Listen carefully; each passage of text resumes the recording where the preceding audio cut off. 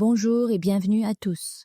Installez-vous confortablement, peut-être avec un café, peut-être juste avec un moment pour vous. Moi, c'est Sophie. Je suis très heureuse d'être ici avec vous aujourd'hui. Emma. Bonjour Sophie et bonjour à toi qui écoutes. Moi, c'est Emma et j'aime beaucoup ces moments calmes, ces moments où on parle doucement, sans stress, comme si on était assise dans un café tranquille. Sophie, exactement. Ici, on ne cherche pas à parler un français parfait. On cherche à parler un français vivant, un français qui sert à raconter sa vie, un français qui sert à partager. Emma, et aujourd'hui, on va parler d'un sujet très personnel, un sujet que tout le monde connaît, un sujet que tout le monde porte en soi. Aujourd'hui, on va parler de son pays. Why this topic matters. Sophie, parce que, tôt ou tard, quand on apprend le français, quelqu'un pose toujours la même question. Emma, tu viens d'où? Sophie, et à ce moment-là, parfois, on bloque. On connaît le nom du pays. Oui. Mais après, comment expliquer d'où on vient? Comment parler de son pays simplement, sans phrases compliquées, sans stress? Emma, oui, souvent, on a beaucoup de choses dans la tête, des souvenirs, des images, des émotions, mais les mots ne viennent pas. You don't need perfect French, Sophie, et c'est normal, parce que parler de son pays, ce n'est pas réciter une leçon de géographie. Emma, parler de son pays, c'est parler de souvenirs, de sensations, de ce qu'on aime et parfois de ce qui nous manque. Sophie, et la bonne nouvelle, c'est que pour faire ça, tu n'as pas besoin d'un français compliqué. Emma, tu as seulement besoin de phrases simples, de phrases vraies, de first simple sentences. Sophie, alors commençons très simplement. La première phrase est souvent très courte. Emma, je viens de... Sophie, je viens de France, je viens d'Italie, je viens du Maroc, je viens du Brésil. Emma, c'est simple, mais c'est déjà une porte ouverte. Sophie, quand tu dis « je viens de », la conversation commence. L'autre personne écoute. Elle imagine déjà quelque chose. Adding one small detail. Emma. Ensuite, tu peux ajouter une petite information. Pas besoin d'un long discours. Sophie. Par exemple, c'est un pays très ensoleillé. C'est un petit pays. C'est un pays avec beaucoup de montagnes. Emma. Ce sont des phrases courtes, mais elles donnent une image. Sophie.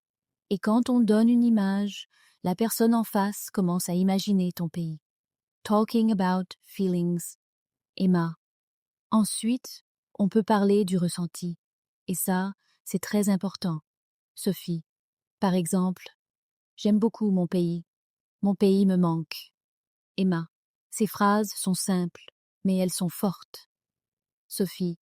Parce que le français, ce n'est pas seulement des mots, c'est aussi des émotions. Food, a natural entry point. Emma. Et très souvent, quand on parle de son pays, on parle aussi de la nourriture. Sophie. Oui, toujours. Par exemple, dans mon pays, on mange beaucoup de riz. Chez moi, on mange souvent ensemble. Emma. Même avec un vocabulaire très simple, ça marche très bien. You don't need to impress. Sophie. Je pense que beaucoup d'apprenants oublient une chose importante. Emma. Ils n'ont pas besoin d'impressionner. Sophie. Ils ont juste besoin d'être sincères. Emma. Même une phrase très simple peut être belle si elle est vraie. No pressure, no fear. Sophie. Dans ce podcast, on va t'aider à construire ces phrases une par une. Emma. Tranquillement, sans pression, sans peur de faire des erreurs. Sophie. Parce que les erreurs font partie du chemin. What do you prefer in your country? Emma. Il y a une question que j'aime beaucoup, même si elle arrive souvent sans prévenir. Quelqu'un sourit et dit qu'est-ce que tu préfères dans ton pays? Sophie. Et là, tout change. Emma. Oui, parce que ce n'est plus une question générale. C'est une invitation à choisir. Sophie. Je me souviens d'un moment précis. J'étais dans un train. Le paysage défilait. Et cette question est tombée doucement. Emma. Et tu n'as pas parlé longtemps. Sophie.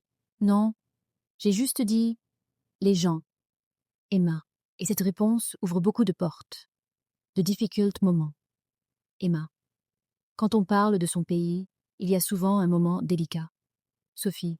Ce moment où quelqu'un te regarde et te demande « Comment est ton pays ?» Emma. Et là, silence dans la tête.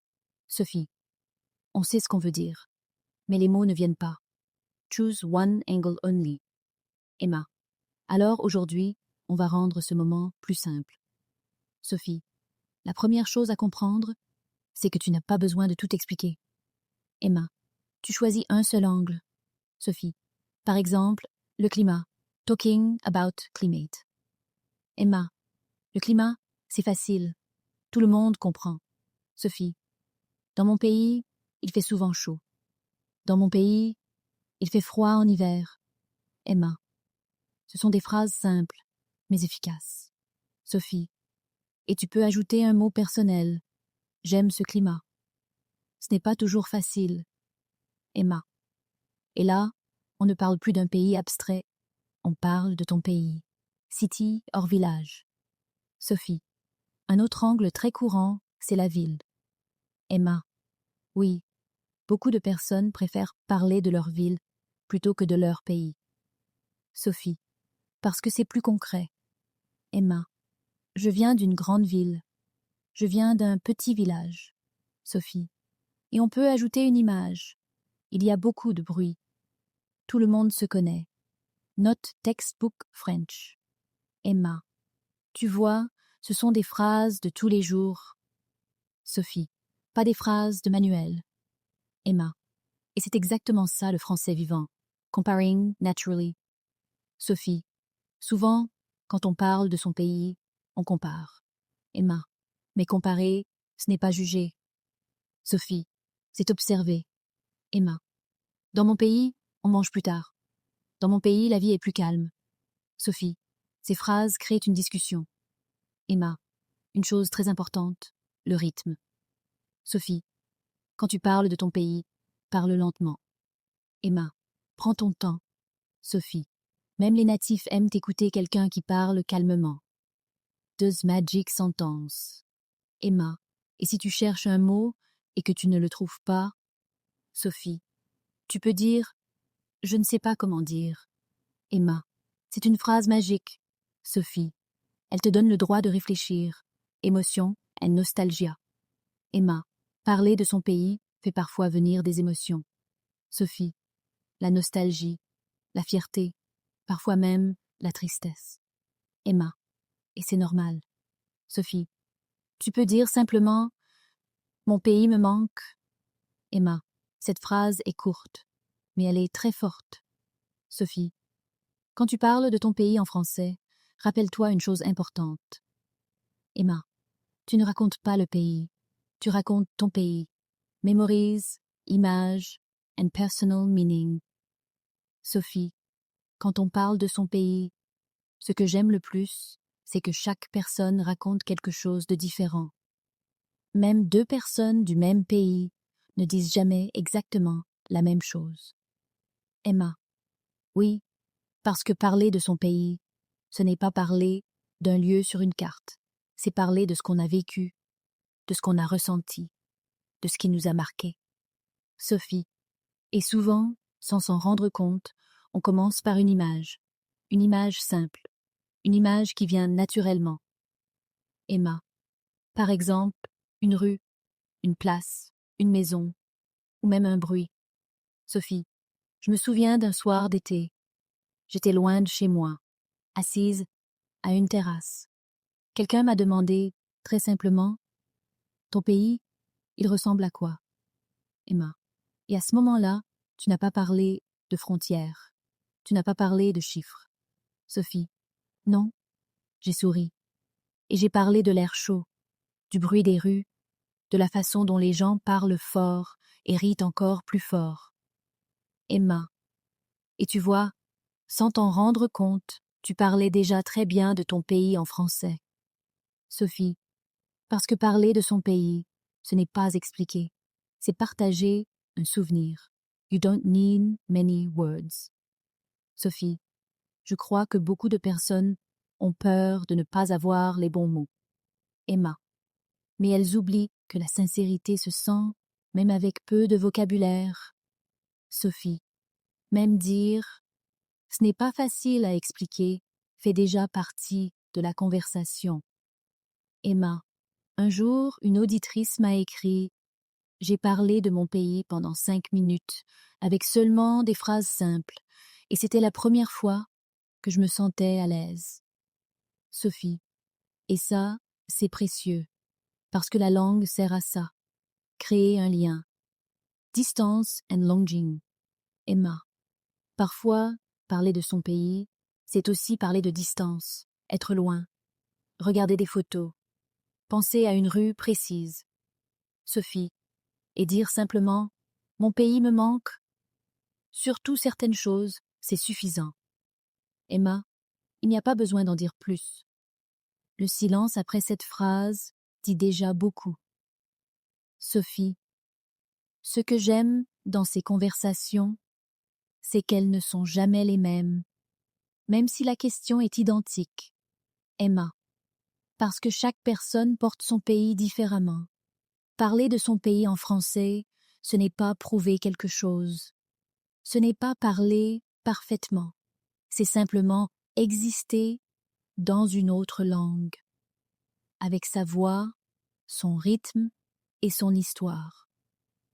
Ton pays n'est pas seulement un endroit sur une carte. C'est une sensation, une mémoire, une façon de regarder le monde. Et même avec des phrases simples, même avec un accent, tu peux le faire vivre.